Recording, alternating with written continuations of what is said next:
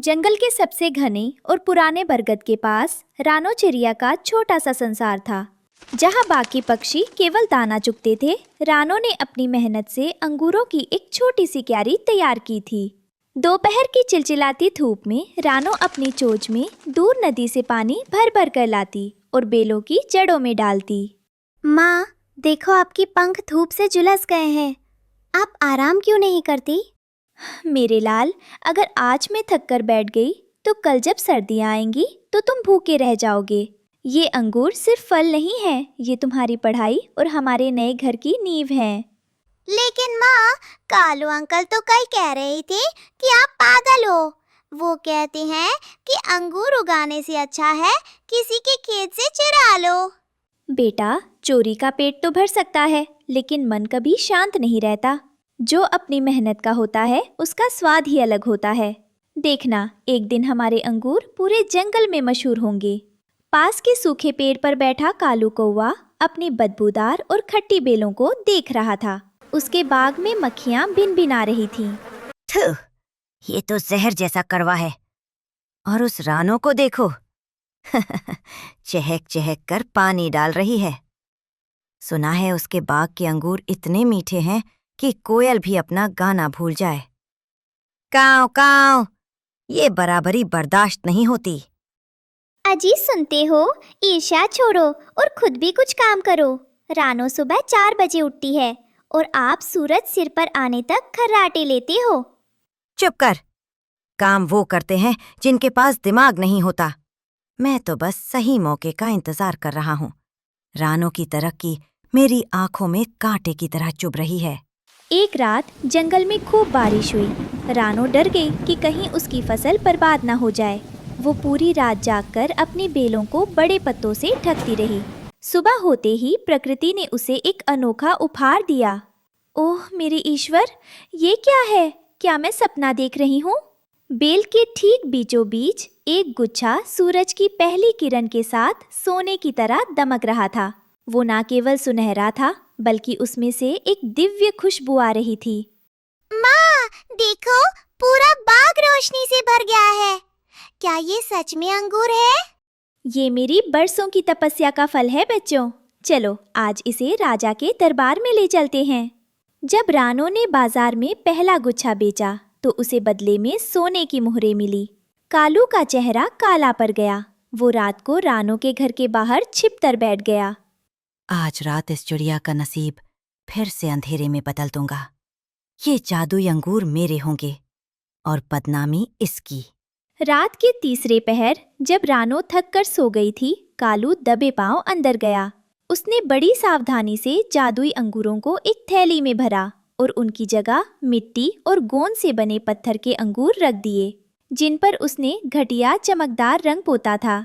अगले दिन पूरा जंगल इकट्ठा था। शेर राजा सिंहासन पर बैठे थे। रानो, हमें तुम्हारी ईमानदारी पर गर्व है। लाओ, आज हमें भी वो चमत्कारी अंगूर चखने हैं। रानो ने गर्व से टोकरी खोली, लेकिन जैसे ही कपड़ा हटा, वहां से सड़ी हुई गंध आने लगी। ये क्या बदतमीजी है? रानो, तुमने राजा को सड़े हुए पत्थर पेश किए? नहीं महाराज, ये कैसे हो सकता है? कल तो ये चमक रहे थे। महाराज, मैंने कल रात इसे अपनी आंखों से देखा था। ये चिड़िया रात भर जागकर पत्थरों पर पॉलिश कर रही थी। ये हम सबको ठगना चाहती है। इसे तुरंत काल कोठरी में डाल देना चाहिए। रानो के बच्चे रोने लगे। नहीं, हमारी माँ चोर नहीं है।